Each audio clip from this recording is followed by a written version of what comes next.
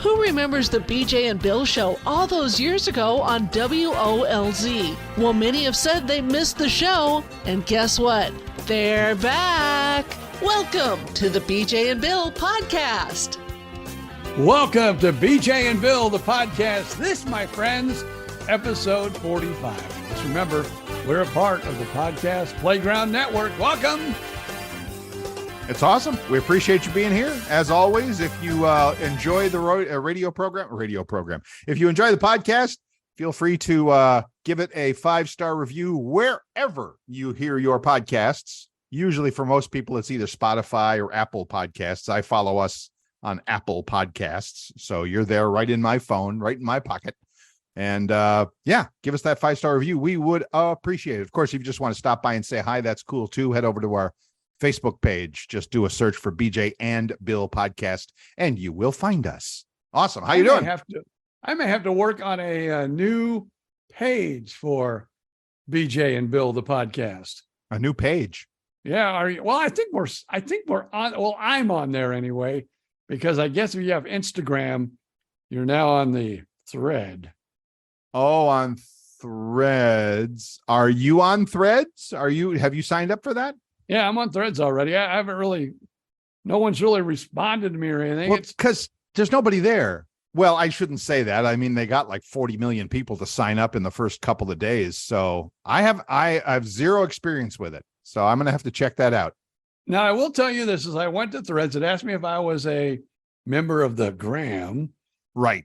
And I told them that I was or whatever, and it linked my page. Yes. And so everyone I followed on Instagram or followed me, basically, I think now, are following me on Threads. That's one of the I've heard that, and that is, as far as I know, that's correct. And yes, that's one of the ways they're roping more people into it, because Instagram has millions and millions and millions of people on it. So it's like, oh, all you got to do is now here's the gotcha that I've heard. You can't, now that you have Threads, if you wanted to get it off your phone, you also have to uninstall Instagram. I've heard. So I guess that's their trick to make sure that once you're there, they kind of rope you in and they got you. So I don't know. Who cares? It's another Twitter thing. So, what's funny, because, some of the radio stations I listen to and some other people, they're already, up on Threads. They're on everything you can be on. And of course, all the businesses that are on social media seems to already have jumped on Threads. And I actually call that the thread. It's Threads. Going to be cool. I don't know. It's thread or Threads. Who cares? Well, it's called Threads, but yes. They call the Instagram the Gram. So maybe we should just call it the thread. That doesn't shorten it very much, does it? I know. It's a good idea, though. I hear you.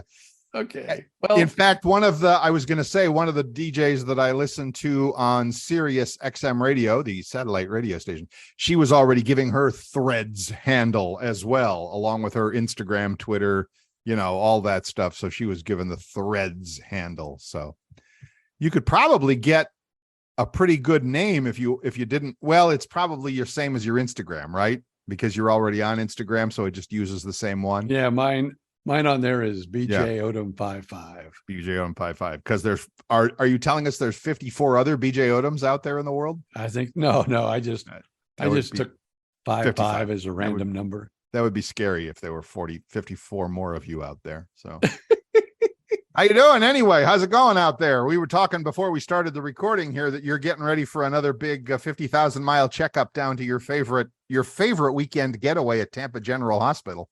Yeah, it's in a couple of weeks. Today I went to Tampa General. It's funny because usually when I do my annual, I think they just have too many. I'm going to say it. I'm going to say it out loud. I think they have too many patients. You think? They used to be able to do it all in the same day. Right. They told me they just couldn't get everything coordinated for me to get all the other tests that I need along with the heart cath. So I took care of the cardiogram, the EKG. I took care of an echo, where they, look at your heart. Oh, okay. I also did an X-ray, Okay. And a bunch of blood work. They took so much blood that she was going, oh, come on. I only need a little bit more. I need a little bit more. Come on. You can do it. You were running out of blood. And I'm going, come on, baby. Give mama some more blood. Mama wants some more blood. Wow. That's a lot. And then I go back for the heart cath on the 25th. Wow. Wow. I hope you're getting like frequent flyer miles or whatever, the hospital gives you, it's like, geez, you ought to get a free night stay after a dozen or something like that. Hey, that'd be nice. Boy, your insurance company would like that. Yeah. Yeah. Hey, we can just save money. We did our little anniversary thing. All right. We left last Wednesday. Right. Stopped at the Buc-ee's in Daytona Beach. I saw your post with the Bucky mascot there. Very nice. Now that was on the ride back on Friday. Oh, okay. That was in St. Augustine. Wow. So we hit Buc-ee's on the way there and back. Buc-ee's on the way home. Wow. It's a complete Buc-ee's trip. It was fun, all but one thing. What was that?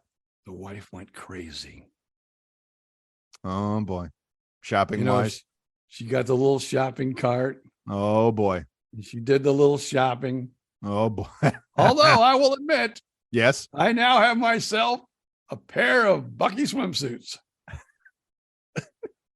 I could use a new swimsuit. I might have to get one. Does it have like the big beaver on it somewhere? Does yes. Like across the butt or something like that? Oh yeah. Now actually they had about 2 or 3. I think they had like 3 different styles. Wow. So you can go mad with Bucky, light Bucky, or sporadic Bucky. But I think Bucky's on every one of them that I kind of looked at. Bucky's on everything in the store, in case you hadn't noticed. Wait a minute. Hold on. Keep talking. All right. Wait a minute. So BJ Odom is turning, for those of you not watching the video version of this, and that would be nobody. BJ. Oh, he's putting on a big straw hat with a Bucky's logo on the front. And I see all kinds of Bucky's underneath it too. And you look like you should be working in a rice paddy somewhere or something like that. Well, I have one like, salt sea or whatever it is, sea life hat. Yes, I have one like that. Yeah. But it's kind of floppy. Yeah. I've already been out a couple times in it. It seems like it keeps me a lot cooler. There you go. It's this giant. I mean, it literally is a gigantic straw hat there, folks. It looks like something you'd like that they would put on you on your birthday in a Mexican restaurant, kind of a thing. So, awesome. And I must say too, I still love Bucky's brisket sandwich. Oh my God, I love that thing. I've had one of those, and I would not disagree with you. They are pretty darn awesome. Now, yeah. Last time I drove to Georgia, I stopped in the Buc-ee's there, and some fudge came home with me too. So that didn't hardly last the drive there. Now, see, the wife got fudge, but I'm not a big fudge eater. So good, so good. And I hope I say this right. Uh-oh. I think it's Bucky nuggets. They're like, I guess, like chicken kind of nuggets? like a popcorn, but they're not really popcorn. I don't know what they are, but they make cinnamon ones, and they make another flavor. Oh, so I thought you were talking like chicken nuggets. Yeah, well, no, they're not cooked. They're like a snack, like a chip. Oh, snack. okay. Oh, haven't had that. Well, you might not want to, because the wife bought some, and I said, "Oh, these things are delicious." And I'm and then I go, let me check the ingredient, or the label. Oh, you didn't do that. You did not read the nutritional label, did you? I think sugar, I think it was 23 grams of sugar in the suckers per serving, and you probably ate the bag with 10 servings in it, right? No, I think the bag has 4 or 5 servings. I had a serving, maybe a serving and a half, and then I read that and I go, I am so stupid. Wonder I didn't go into a diabetic coma. Back when she was a stand-up comedian, Ellen DeGeneres had that gag. And I think you and I have actually even used it on the air many times, where she would hold up a little carton of Haagen-Dazs ice cream, and she says, "You know the funniest thing? It says right on the back, serves 4." Ha! So yeah, that was I've used that line 100 times. Thank you, Ellen, wherever you are. And speaking of one of your favorite foods, chocolate. Chocolate. You can eat chocolate before dinner. It's a good thing for you. I got news for you, mister. I can eat chocolate any damn time I want, but all right, but I'll bite. Go ahead. Why is it better before dinner? If you want to lose weight, eat chocolate. Now you got me. If you want to lose weight, eat chocolate before dinner. Eating dark varieties of the sweet treat can stop people from overeating. Really? Yeah, that's what I'm reading. That's his reading. He's reading it. He's found it on the internet, so it must be true. No now, kidding. Of course, you have to have the really super dark, with a high, what is that? The cacao, the thing that actually makes the chocolate. It's got to be like a high percentage or something. So we're not talking Hershey bars here, because those are all basically. We're talking the dark. We're talking the high quality dark chocolate. I can believe that. I can believe that. Why not? Why not? Because it probably does something to your little hunger taste buds and says, "Oh no, he's had enough. He's good for now." That's not a bad idea. Not a bad idea. I'm not a big. My wife likes dark chocolate. I'm not a big chocolate person either. I like any kind of chocolate, anywhere, anytime, anyhow. Does not matter. So I'm good with that. And I got one more question for you. Oh, I'm listening. And I'm expecting you to get this right. Oh, no pressure. Because you are the computer geek. Oh boy, he's going to stump the band now. Go ahead. The most viewed photograph in history. How would you know? The most viewed. What is it? So you've given me a clue. It has something to do with computers, or is it just the fact that it's on been the internet? Viewed on the internet? The most viewed photograph in history from the computer. From the computer. So that from the it's internet. Probably something really stupid. I was going to say like the, first man on the moon kind of a thing or something like that, but it's probably something really stupid, right? It is. All right, go ahead. It's a cat video. No, but you should have gotten this. I should. Because it's a photograph of the Windows XP wallpaper. Are you kidding me? That's not a photograph. Wait a minute. You're playing with me here. That's not a photograph. It's an image. It's a graphic. But nobody stood there and took a picture of the Windows XP wallpaper and said, "Oh, here's it." No. I'm sorry, Mr. Jeopardy. I'm not letting you get away with that one. That's fine. Whatever. Windows XP. Good. God. And I had $10,000 for you too if you'd have gotten it right. I'll take computer logos for 1,000, please, Alex. I miss Alex. I hope he's having a good time in the next life somewhere. I miss Alex Trebek. Oh yeah, he does. Yeah, okay. Jeopardy. He did Jeopardy. He's no longer he did with Jeopardy, us. and now they got with us. Whatever is Ken Jennings and Ken does it for a while, and what's her name too? The lady from Big Bang Theory. The Big Bang Theory. I forget. Blossom. What? And I can't say her real name either. It's Blossom. She was Blossom. Like that was a show back in the I don't know, long time ago. She was just a kid. Do you want me to look it up? Do we need to look it up just to make sure that we can actually know who we are? Jeopardy hosts. Hosts. All right. So current Jeopardy hosts, Mayim Bialik. Now you know why I didn't say it. Yeah. Mayim Bialik. Yeah. And Ken Jennings. Yep. Two became hosts, temporary, blah, blah, blah. Yeah, she's cool. I like her. She's good. But anyway, and then Ken. Then the guy who gets more jobs than anyone I know in job history. What's Ryan that? Seacrest is the new host for Spin the Wheel. Is he really? Yeah. Wheel of Fortune? Yep. And so Pat Sajak is retiring, and he and Vanna are riding off into the sunset together, probably in a golf cart at the Villages. Now I'm thinking. Now they don't say anything about Vanna leaving yet, but I'm thinking, maybe it's time.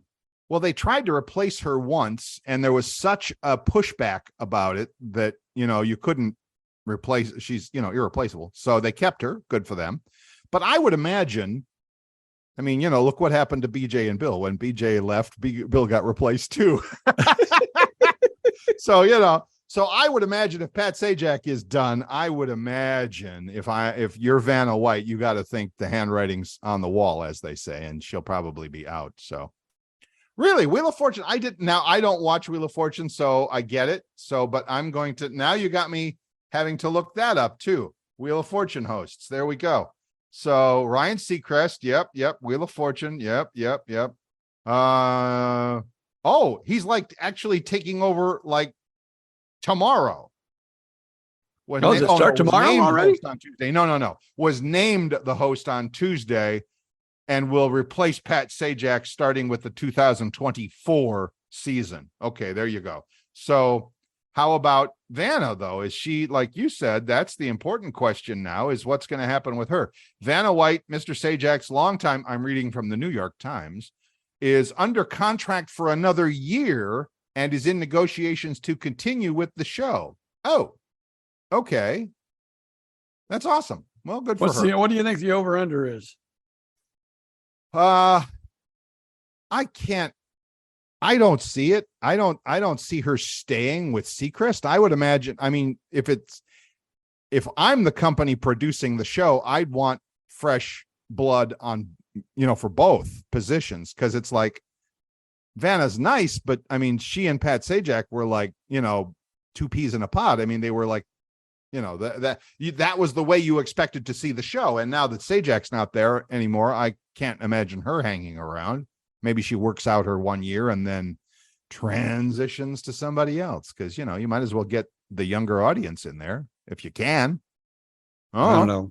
I'm not a big Ryan Seacrest fan. So the only time I see him is New Year's Eve. And even that is by accident when I'm flipping back and forth from, Anderson Cooper to Sajak to whoever else is on those, other whatever.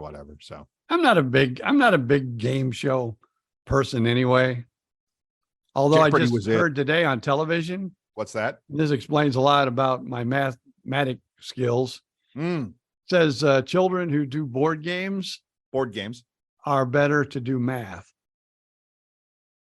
So you're telling me you didn't play board games when you were? I didn't play board games. So now I know why. And now you know why you suck at math. I played a few board games, but I still suck at math. And who cares anymore? I got a calculator on my phone. I got Miss, Alexa over there that I can ask if I need a math question or something like that. And it's just numbers. It's just facts and figures. I'm not doing, I ain't doing the Albert Einstein thing. I'm not figuring out the speed of light here, whatever. So anyway, math. Who cares?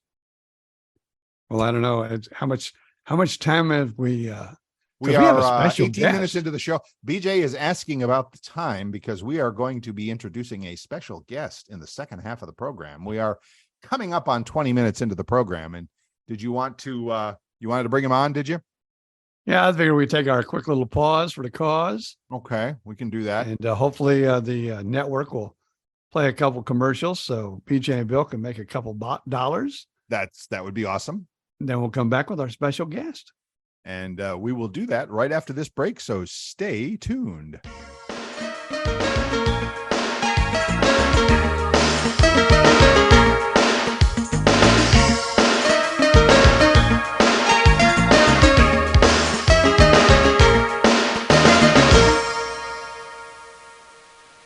Welcome back. I'm Bill Stevens. That's BJ Odom. And for those of you watching on the video feed, that would be none of you. We actually have a special guest with us. So, Mr. Odom, if you'd like to welcome our guest to the stage. I have worked with this man. He was in Southwest Florida radio. But our big question is, now I got there in 82, but first worked in Naples. I think, Bill, you said you were there in 1982? Pretty much, yes. So when did you start radio? But you were in Southwest Florida before radio, right? Yeah, my senior year at Charlotte High School, 1976 is when I started. And then wow, you were in radio then? Yeah. Yeah, I was going to play baseball. I got a scholarship to the University of Pittsburgh, and I declined it because I auditioned for the radio job 3 months after giving them the verbal commitment. And I said, I'm giving up baseball. I'm going into radio. That's the history of that. Ladies And and by the way, gentlemen, if you do not recognize this voice, I right? forgot to say, ladies and gentlemen, our special guest, Dave Alexander. Wow. Thank you, BJ. Thank you, Bill. Good seeing you guys again. Good to see See, you. I'm old. I forget things, Dave. So I forgot to introduce you. That's all right. You're Medicare eligible now, are you? Oh, yes, I am. I become medical eligible this year, November. I'm not gonna lie. I've been on it for a year and a half now. I have used it exactly one time. Really? Because I had allergies bad last summer, and I thought it was something else. They were so bad that I actually went to the local healthcare thing, and they're like, who's your insurance? I'm like, oh, wait, I have Medicare. Oh, wow. And that's proud. So, a $75, nurse practitioner visit cost me $0. Thank you, Medicare, for which I pay $250 a month. So, wow. Yeah. So you have that to look forward to. Thank you. Yeah. Thanks again for having me on your podcast, and I'd appreciate it. Good So, for you to be here. did you start at WMYR, or where was your big start in the world of It was radio? WCCF in Punta Gorda. Oh, okay. I was doing afternoons there for Ron Brown, my very first program director. He hired me the beginning of my senior year at Charlotte High School. Then I went to Brown Institute of Broadcasting in Fort Lauderdale, and then came to Fort Myers in July of 1977. Oh, so you were definitely there before Bill Oh yeah. and I. He outdates he predates us by a lot. I was doing the midnight shift on WMYR, midnight to 6 a.m. for a year. And that's when Top 40 radio was pretty much relevant. Because we've talked about that. The big Top 40 radio station in Fort Myers was WMYR. It was like the big, as they say, juggernaut or whatever you want to say. It was the one the kids listened to. Yeah, then Super Q came along and took a little bit of cume from us, but they were pretty strong by the time I left to come to Wink in 1983. That would have been me at Bill. Super Q. That would have been me. It's me and Dave Ferraro at Super Q. Yep. Dave Ferraro, there's a name out of the past too. Yes. And Great Marty guy. Berger too, who we've had on the show a couple of weeks ago. Marty Berger was there with me at Super Q. Yeah. I had lunch with Marty about a year ago in Punta Gorda. He was in here to take care of some family business. We caught up again. It was good seeing Marty again. That's terrific. Yeah, he's in Tucson, Arizona now. And he's retiring from teacher. He's a retired teacher. So I first met you when you came to Wink. What year was that? 83. 83. Okay. Because when I first came to Florida, I was in Naples at which then was called Country 98, which was WSGL. But as I've said, that moved frequencies. Right. And so I worked for you at Wink. I was doing afternoons. You came on at night. And then, of course, Bob Grissinger came in and shuffled everything up. You went to mornings. I went out the door, but that's another story. Oh, yeah, that was something back then, wasn't it? Because I originally, the late program director, Ben Sensing, hired me, and he wanted me to do the midnight shift for about 3 months to learn how to work the automation. And then he moved me to mornings. And that was a great move for me. There you go. So you have actually been you've never left Fort Myers. You've been there through the whole thing. Yeah. Port Charlotte. I grew up, moved to Port Charlotte with my parents in 1966 when I was 8 years old. Wow. So yeah, I've never really left the area, but I am planning on retiring in 2 years, and my girlfriend and I are moving to Franklin, North Carolina. Oh, so you're one of those migrating to the Carolinas and Tennessee in that area. Oh yeah, we fell in love with it. I got some good friends who retired from the school district that worked with me, and they said, "Come on up, take a look at the place." It was stunning. The waterfalls, the economic system. It's just wonderful. It's so cost of living is next to nothing. And the way it's going here, I don't see anybody being able to afford to retire in Fort Myers or Cape Coral or Southwest Florida, let alone live day to day. It's going to be very difficult. We live here in Central Florida now, and I've even thought about, maybe coming back to Fort Myers because my son is still there. But when I look at the prices of real estate, oh yeah, I can't afford to come back to Fort Myers. It's not only that, BJ, it's the homeowners insurance, and there's people still fighting with insurance companies from Hurricane Ian. It's not fair, and it's something that's going to get worse. And the traffic, I've been out in Cape Coral since 1989. We've completely outgrown this infrastructure. It's god awful, and you know how it gets during tourist season. Oh yeah, a 9-mile drive takes me 45 minutes during season. So Wow. it's one thing I'm not going to miss, because Franklin, North Carolina's total population, 4,123 people. now, like I said, a lot of people, remember you from radio. Yeah. But we had you scheduled a few weeks ago, but you had to get called away on special duty as you had to interview the superintendent. So your new job is working with the school system, right? Yeah, I've been there 10 years. And wow, it's been that long? Yeah, I'm the voice of the school district. I'm a communications specialist. I do some TV features, and we have Lee Schools TV. It was, when you first are relocated from radio, you feel like your world is caving in. But I waited about 2.5 years before Nancy Graham, the former superintendent, hired me. And it's been wonderful. I can't speak enough about the school district. And when I first started there, I was working in the other part of communications, handling public records requests and doing pretty much that. But I got to see some of the psycho side of the parents over there. These public records requests, it was an adventure. And then I moved over to the TV side and doing all the audio for the schools, and it's a pleasure. Now I have a Florida retirement system that I'll be able to kick into when I retire in 12 years, and I'll have a little bit of a pension plus Social Security. So it's going to be something I'm looking forward to. Terrific. Awesome. Yeah. Now you also have another part-time job. Now let me see. I think you were you there for I know you were there for the last win. Yeah. Were you there for the Kelly Cup 2012? Time before then, right? Yeah. I started in 2009. I'll tell you the quick story on how I got hired. The president and general manager, Mr.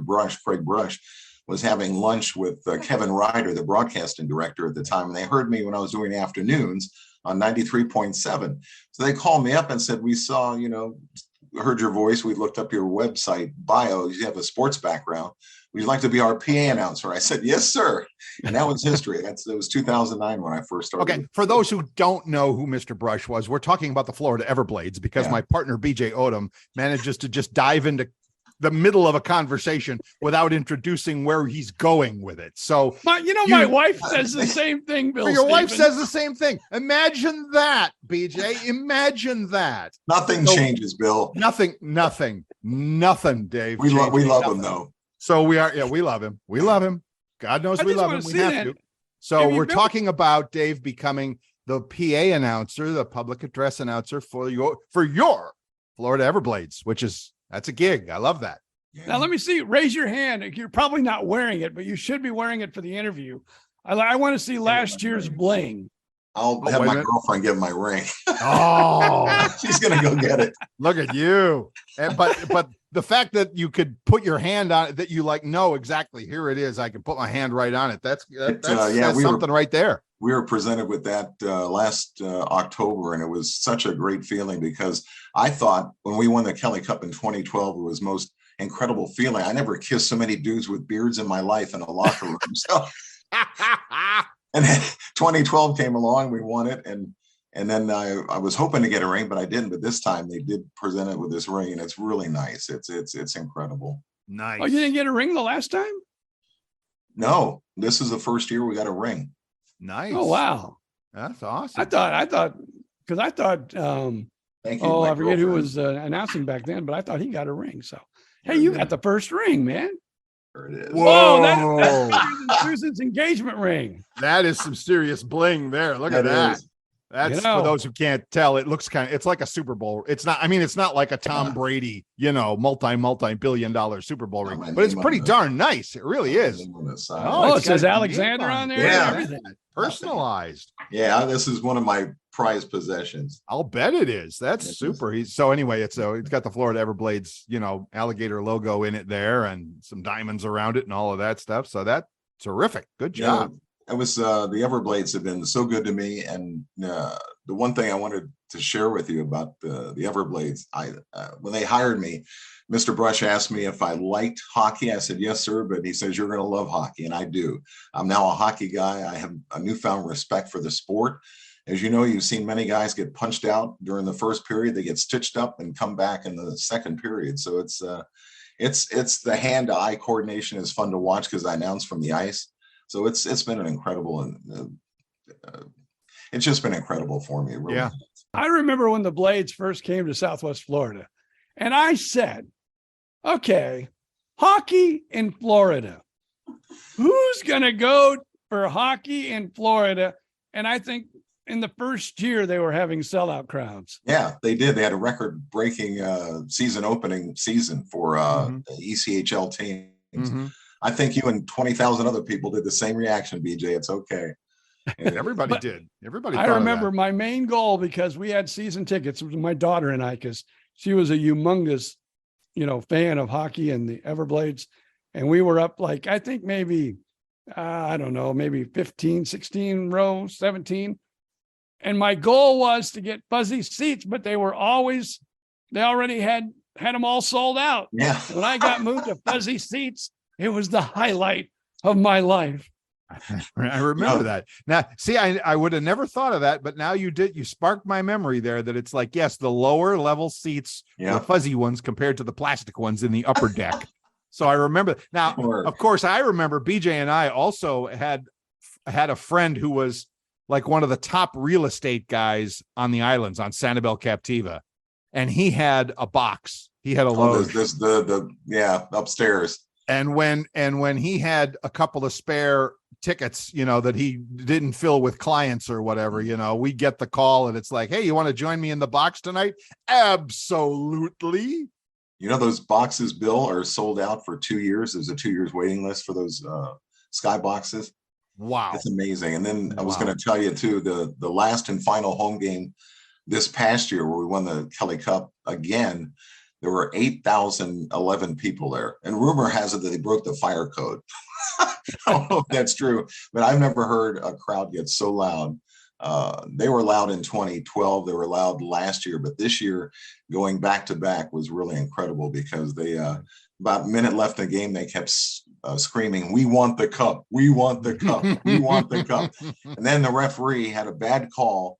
And I said, it was just as exciting to hear them say, we want the cup as, hey, ref, you suck. It was, it was a heck of a night. I'll never forget that. So I'm enjoying off season right now. This is my off season from hockey. Right. So how long does it take to prepare? Because you have to announce both teams. Yeah. And obviously you don't know the visiting team. And there are some names that are 10 miles long that I could never pronounce. Like Nedeljkovic. Nedeljkovic? Yeah, Nedeljkovic. He was with the Everblades a couple of years ago. What I do is I have to get there. I'll leave the school district like on a weeknight game. I'll leave there about 4:30. And I get to the arena about 5:15. I'll have to go to the locker room, get the rosters. And then I have to go over the script. So it's about, and I have to be in the box, the announcer's box by 6:45 for a 7:30 game. There's a lot of, you got to go over the script, you have last minute changes, but it's a lot of prep work, but I enjoy it. And thank God I had a little experience with Wink TV when we did the Edison Festival Parade coverage, because you had 4 or 5 people talking in your ear at one time. I get the same thing here. There's a music director, there's a game day director, there's a cameraman, and the off-ice officials are sitting next to me. So it's a lot going on, but I enjoy it. Mm-hmm. It's almost like television. Yeah, for sure. Yeah. You got the producer and everybody. I know I did talk radio for a short period. They wanted me to do on Wink AM, they wanted me to do like a lighthearted show, non-political. Oh. And everybody that would call that station, no matter how hard I tried to veer them into a non-political conversation, They drag you down the rabbit hole, didn't they? Oh, yes, they did. And I think I was there for probably 3 or 4 months. And we all just said, this ain't working the way we want it to work. So let's just all call it a day. And we were all in agreement. But there, though, I had a producer. Mm-hmm. And I had a producer that, I don't know, I think he just liked to yak. because I'd be in the middle of a conversation. He'd be yakking at me about something entirely different. And I'd be going, I can't do two things at once. What are you trying to do to me? Those are great memories, aren't they? Yes, they are. When you didn't screw up too bad, when you made it work.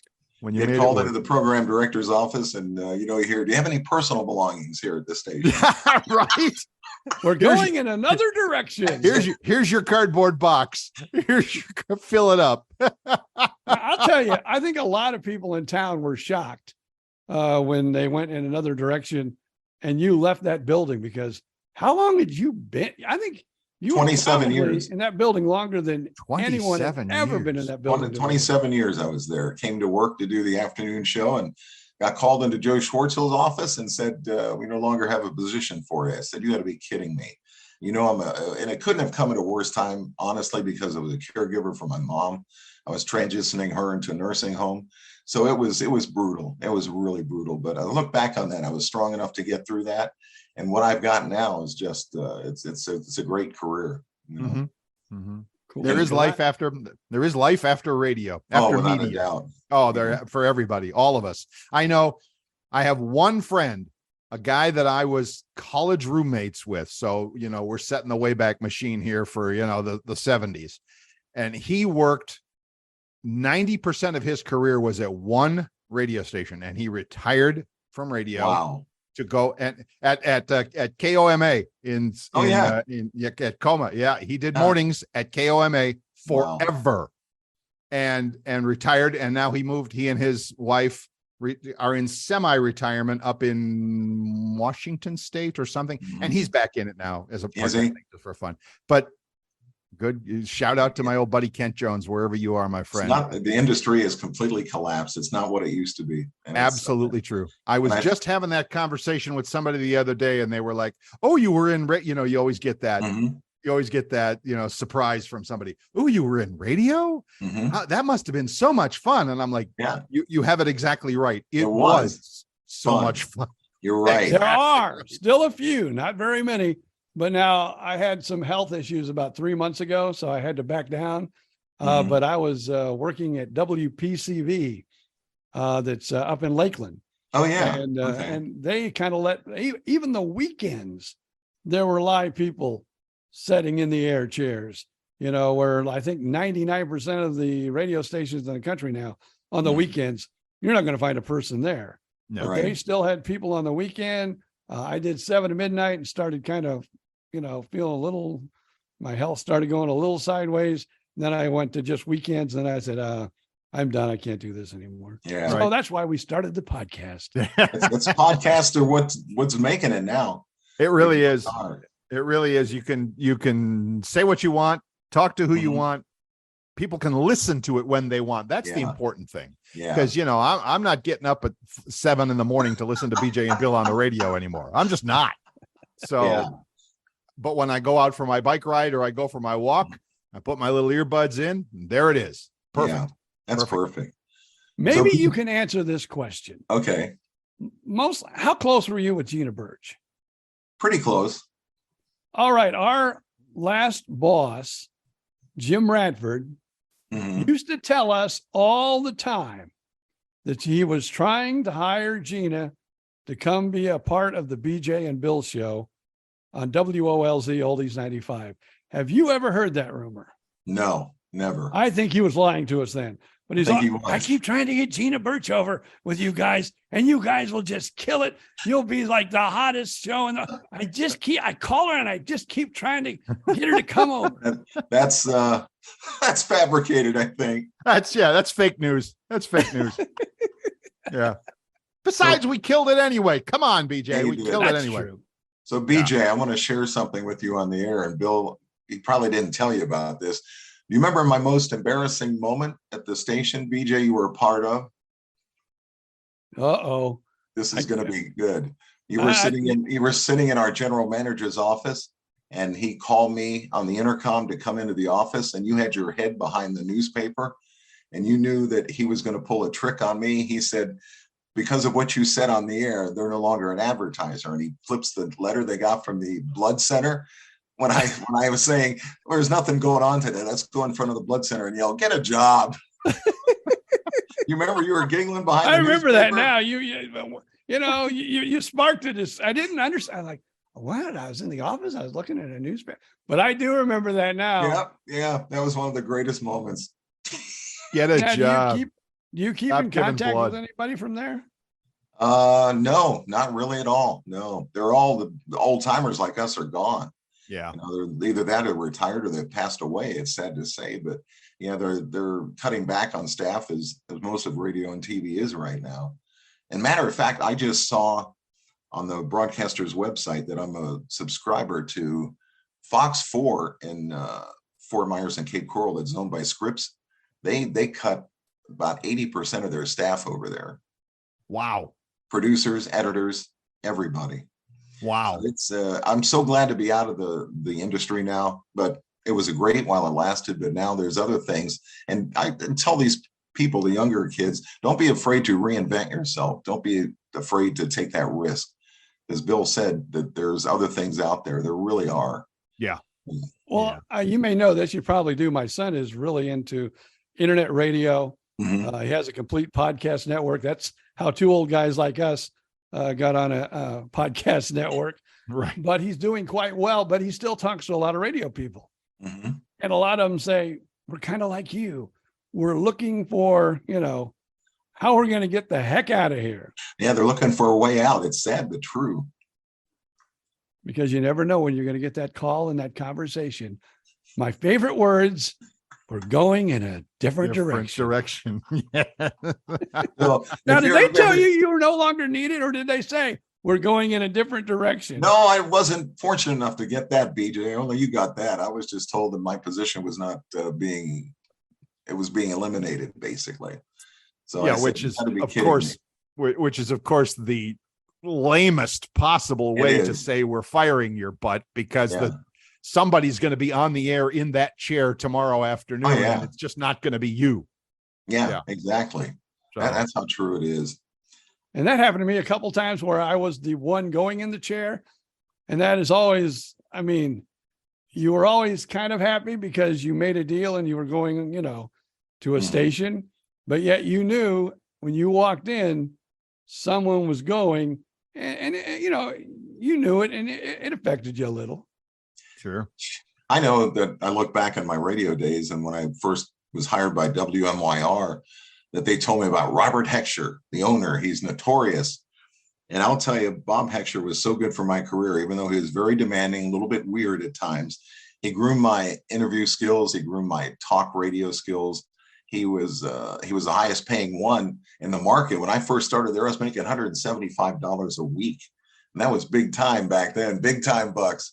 Big time bucks. Now, what year was that? 1977. 77. Because in 74, I started at a small station, and it was really weird. It was an AM daytimer. Mhm. And I went on the air at 3:00. And in the summer, I'd be on till 8:15. But in the wintertime, like at 4:15, I would be done. But I Is it- made $100 a week from Monday through Saturday. And like I said, depending on what time you had to sign off the station, that's how long I worked that day. That's right. That's right. That's amazing. And that, yeah, we had the directional, non-directional antenna adjustment with WMYR too. And I had to have a first class ticket that I got from Brown Institute. You can only do that if you had a first class ticket. So it was amazing. It was, I look back, I still have air checks. I still have some cassettes lying around. So it's a great career. So what are, and you're talking, North Carolina, what are your retirement plans? Well, my girlfriend's big into hiking. She wants to take me hiking. And Boy. I'm not into this right offhand because she's into this. She's much more acclimated to the mountains and everything, and the waterfalls. And my biggest fear is I'm going to trip on a rock and fall down. She'll say, "Oh, it was gravity, honey." Now, we just talked about this the other day. Now, national parks, you think about hiking and everything. You think, people falling down and hurting themselves, getting killed. maybe a bear attack. This was killed. BJ's trivia question the other day for one of our other shows. Yeah. You know what? The number one reason why people die in national parks? Bear attacks. Heart attacks. So be careful when you're walking those trails. I think I said, I actually, Dave, I think I said like bear attack or something, or like falling off the cliff as well. I think I said something very similar like that. And he's like, no, heart attack. I said, if I see a freaking bear, I'm having a heart attack. It's that simple. I know. No, I don't have specific plans. I want to possibly put in a small audio booth and maybe do some voiceover work. But other than that, we just want to relax, and I want to take up fishing again. And the area is so wonderful up there. And I'm big into breweries now, micro brews, and they have a place called the Lazy Hiker, and it's phenomenal. We went up there. Yeah, that's my hiking. Yeah. Yeah. The Lazy Hiker. To the bar, back to the table, I can hike to the right men's up room. to the bar stool. Bar stool to men's room to table to dartboard. That's a hike. That's it right there. Yeah, man. But it's we're so looking forward to that. So I got that is cool. That's cool. It's gonna be kind of sad when I leave here because it'll be almost 60 years since I've been in the area. So it's gonna be a big time emotional trip for me. Yeah, I mean, you can always make trips back. Of course, I'm lucky. I still have my son there. Mm-hmm. So we get back about every other month, maybe every 3 months at the most, we get back and then I have to camp out in his spare room for a couple of days. Okay, Dad, you ready to leave yet? It's about time. You've been here like 3.5, going on 4 days. Get your butt out of here. I told that to one of the workers at the district today. I said, families like fish. After 3 days, they start to stink. That's correct. That's correct. So how was your neighborhood with the hurricane? We got hit pretty hard back here. I'm in the southeastern section of Cape Coral. Yeah, right. Yeah. And, we lost. There was a big Norfolk pine tree, about 100-foot tree that fell in half and fell in our backyard. If it would have leaned a little bit more towards the northeast, it would have hit the house. Wow. But we had tons of agriculture damage. I want to call all the trees and everything, but we had lost the proverbial fascia and soffit, but other than that, we were okay. But it was frightening. I never been through that 150-mile-an-hour winds. I was literally sitting in the garage, holding the garage door so it wouldn't blow out. Wow. Well, yeah, that part of the Cape basically took it head on there. Yeah. It's interesting because my ex-wife, shout out to Miss Paula, who is right over in Fort Myers in the down by College Parkway and 41. I forget the name of the old neighborhood back there where we lived, but that one her house took it bad from the previous ones. But I called her like the day after and I said, geez, it would look terrible. And she goes, yeah, we didn't get it so bad here, which was, literally just on the other side of the bridge from you. So it must have been the way the wind was going or something. And she, the thing about Hurricane Ian, it was bad. It wouldn't leave. It was 4 hours just hovering over here.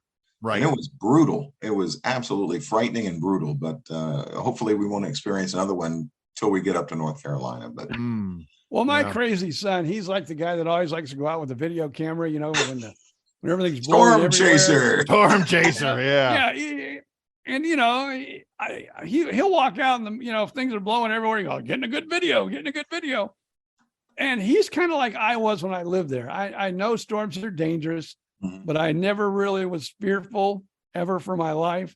Right. And neither was he. He was even more like non-fearful than me. And after this whole thing was over, he said, Dad, there was a couple times where I was scared. It was I wasn't, it wasn't like all the rest of them. No, it wasn't. That was the worst one. Up to that point, I thought Charlie was the worst that we had in 2004. Right. That was really bad. During Charlie, Bill and I were still working together. And I believe that Jim Reef was still alive back then. Yeah. And we did the morning show. So I always took a little nap when I got home. And I'm there in my bed sleeping, but I have the TV on lightly. And all of a sudden I hear Jim Reef going, take cover now. It's hitting Fort Myers. We're in the zone. Go, take cover. And I'm going, holy crap, what do I do? Yeah, you're right. I had to say that. Go ahead, Dave. I was going to tell you too that I had the same effect because I was at home getting ready to come in to do the afternoon show, and then they told me to stay home. It's coming this way. I said, oh, they said it's going to blow, and it did. Yeah.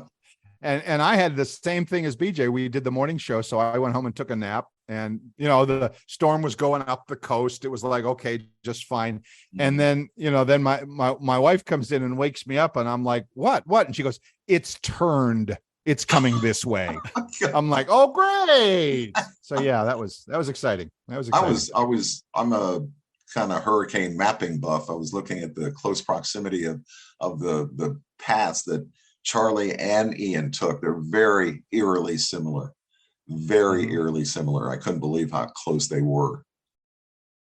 I had a couple of light sprinkles and a little blow up here in Gainesville. I had a couple of, it was nice. Yeah, you escaped. I escaped so much that I actually took in refugees. I actually took in a couple of refugees from down in your neighborhood there. So yeah, it was Sarasota, Venice. From Venice, but actually. That's the other thing that's aggravating here is living in the Cape, and you really don't want to make a decision to evacuate. But when you do, there's so much traffic, you can't get out. Right. And then, of course, with these crazy storms, they can change directions. I remember, I forget what storm it was, but my wife wanted to leave. And so we had my daughter and my wife, and we were going to go to like Alabama. So we're heading towards Alabama. And while we're listening to the radio, and they're saying it's shifted. And it's going now towards the Panhandle in Alabama. So I go, whoa. And so we switched and had to go the other way midstream up. There you go. That's the price we pay. That's the price you pay for living in paradise. But now I was going to say enough of that paradise. Now you're heading up for the Carolinas, which is equally interesting there. That's true. They have about 12 inches of snow a year, which is perfect for me. And the average, they only have 12 inches of snow. Only. I like the way he says only 12 inches of snow. I'm originally from Pittsburgh. They have like 27 inches of You can't tell me anything, buddy. I'm from Cleveland.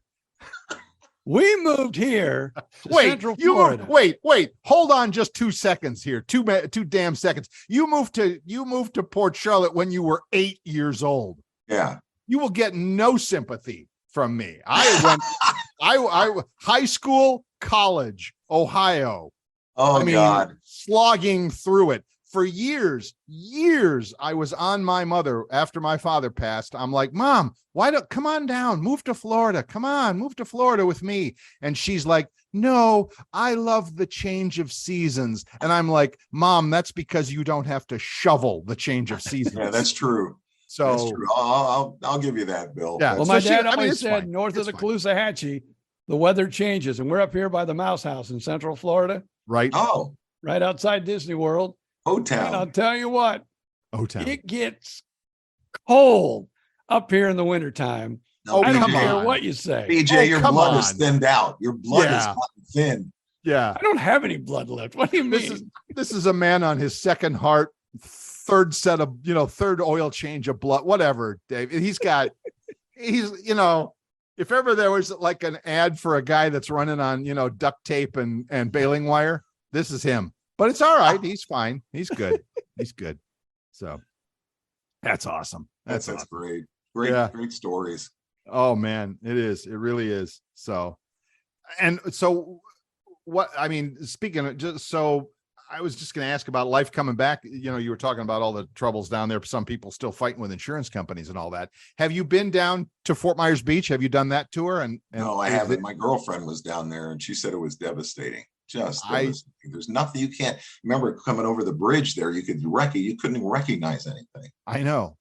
I think I have this kind of ghoulish feeling that I want to see it. I'd want to drive over the bridge. More than curiosity.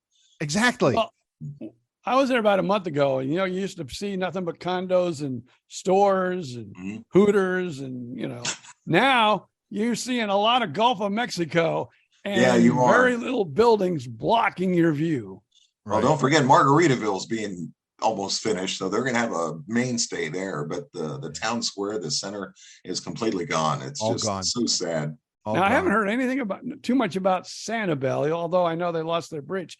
And I know the bubble room's been closed, but I don't know if it's open yet or not, because they were talking about opening. But the last I heard, they still weren't open either.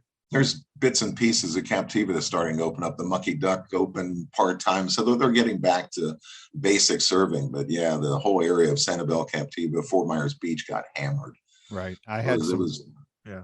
I was just going to say I had some friends, still have some friends, a lady I did radio with way back at WRCC, way before BJ and Bill. And she and her husband owned a gift shop down at the island, down at the lighthouse area of Sanibel, and it just gone. So I just now, literally in the past week or so, saw that they were reopening and finally got, themselves back together there. So I get it. I felt so bad for some of the store owners, the restaurant owners that had to close and they couldn't recover. It was bad. It was almost something you see on a movie of the week. It really was. I know I saw a picture of Scott Fish put on Facebook, and it was like, if you're going on vacation and you put all your bags in the corner before you pack it, his post was, "This is what I got left." So I don't know where he was in the Cape, but he must have really got hit bad. Right. Yeah, it's sad. But I feel sorry for the people that have put their claims in and they're just not getting anywhere with the insurance companies. And some of them are going belly up. So what do you do? I mean, what happens when your insurance company goes belly up? They put you in Citizens and then they're backed up. So I'm so glad I'm renting right now, because my girlfriend and I will be purchasing the house in North Carolina. We're so glad we're not only renting, which is fine. Yeah, purchasing a home in this area is going to be very difficult. And for the ones that just moved here, I was reading letters to the news press about right after the storm. People were saying, gee, it was paradise. We want to come down and we get blown away. We don't want to stay. So they were here less than 3-4 months. So that was, it's tragic. It really was crazy. I know in our subdivision, we have a few people that have moved here from Fort Myers. Nobody that I knew prior, but they have moved here from Fort Myers because of the storm. Yeah, a lot of people are. They don't tell you that in the media. They want you to know that. The real estate corporation doesn't want you to know all about the people that are moving as opposed to coming in. But we were just talking about this the other night. My girlfriend and I we're so glad that we're leaving the area because we need to slow down, but we want to have some money. We want to have a little retirement nest egg, but you won't be able to do it here. I'm telling you, it's just, it's so sad, because when we lived here years ago, it was affordable, and now it's becoming very unaffordable. My nest egg has been going to the mouse house. That's where that's where my money goes. How much is it? No, he was just before you came on, Dave. He was telling us how he went not to one, but to 2 different Buc-ee's over on the East Coast, and how his wife apparently has, well, shall we say, broke the bank with Buc-ee's goodies. So I don't know. I don't see any of them in the. Well, actually, he did model. And again, we're not doing this on video, unfortunately, but he did model a Buc-ee's like summer hat for us. Oh, did he? It was pretty brutal, pretty ridiculous. Yeah. I even got a pair of swimsuits. Yeah. Got Buc-ee right on them, baby. So BJ, how much does a 1-day pass for the Magic Kingdom cost now for one adult? Do you know? I have no idea, because we are season pass holders. Oh, of course you are. And of course, I think, and that's for the wife and I. Now, I don't go on the weekends because it's just too crazy. So I have a Monday through Friday pass. My wife has a Monday through Friday plus weekend pass. All together, we pay like $84 a month, and that's for both passes. That's pretty good. That's pretty reasonable. Yeah. So, and then, what I like about it too, we can go for a couple hours and then we can go back home. And so we go often, but we, like, remember when we used to go to Disney, radio days.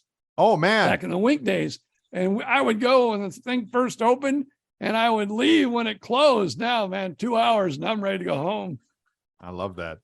I was just telling somebody about that the other day. I was who I forget who I was talking to, but somebody else who lives near you, BJ, a friend that I was talking to. And I said, I remember radio days. And they're like, what? And I'm like, yeah, there was a time when Disney wanted all the DJs from all over the state to come so they could talk about it as if they needed the advertising. And we got in for free and they fed us and they, the park was yours for the day. Yeah. And it's like, wow, really? I'm like, yeah. They had us up about 8 times the morning show we were there. And one of the greatest moments is when they opened up MGM Studios.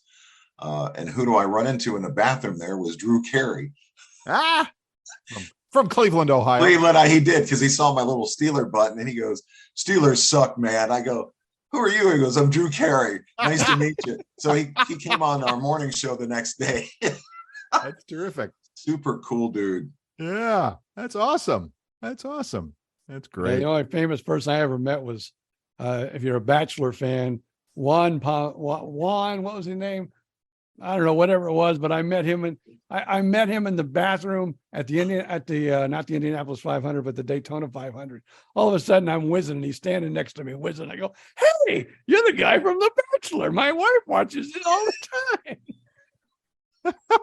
In the bathroom. Standing next to him at the urinal. Great. But then he walked out and he followed me and I got to introduce him to my wife and daughter. There you go. They were excited. DJ, he was excited. Especially after much, standing by me by the whiz, I don't know. Remember how much grief I would give you about following NASCAR? And I still do. You know what NASCAR stands for? Non-athletic sports centered around rednecks. You know how it got started, don't you? You know how NASCAR got started? No. 2 good old boys out on the front porch going, "There goes a NASCAR. There goes another NASCAR." NASCAR. Yeah. Now that one I knew, the non-athletic. I didn't know that one. That I'm keeping that. That's awesome. That. You're welcome to have that, buddy. I appreciate that, Dave. I do. Problem. That's terrific. Yeah, that is awesome. That's great. All right, BJ, we are at 1 hour here. Any last questions for our guest, Mr. Dave Alexander? No, I just remember some really good times in the early days with Dave. Oh, yeah. And speaking of the Disney days, I don't think we were staying in the same hotel, but I remember one time, because Susan was with us, my wife, and you were in a hotel. I was in I don't know, but I just remember having beers in the tub. That's all I remember. And that was, and then the rest of the night's kind of a blur. Yes, that's right. I picked up about 2 cases of Heineken. We put them in the bathtub with ice. Those were the days, my friend. That's the days when we could stay up past 9 o'clock at night. Right? Yeah, we're past our bedtime now. What are you talking about? We're recording this at 7:04 on a Monday night. I got to get to bed. Oh man, Listen, I can wake up at 2:00 in the morning to go whiz. Well, listen, Bill, I'd like to visit you in Gainesville on my way up to North Carolina sometime. And BJ, I'll come and see you in Orlando. Absolutely. Yeah, we're right off 27 once you get just right after Four Corners there, where 192 is. I don't have to go on. I don't have to go on I-4, do I? Well, no, you can't take 27 all the way up. All right. I would try to avoid I-4 at all costs. Huh? Are you familiar at all with the home of the Florida Gators? No, not really. Oh, okay. I'm easy to find. It's fine. Yeah, they're just like everywhere else in Florida. They're building it as fast as they can, but we're still pretty good around here. It's still pretty nice. Still pretty nice. So I'll send you my contact info so you'll have it all. Super. Appreciate you for coming on, Dave. We were going to have you on a couple of weeks ago, right after the Blades won the championship. They're still celebrating. The Kelly Cup's got a dent in it already. Well, they didn't throw it in the water or anything like Tom Brady did. They throw it around on boats. No, they didn't. It was dented by the pool. Oh man. Big pool party. All right, gentlemen. Ladies and gentlemen, that's Dave Alexander there. And another ancient radio guy who we love him a lot. And Bill Stevens here, BJ Odom there. We will see you back again next week. Thanks for joining us. Same time, same channel, but up till now, it's just up to BJ Odom to say, see ya!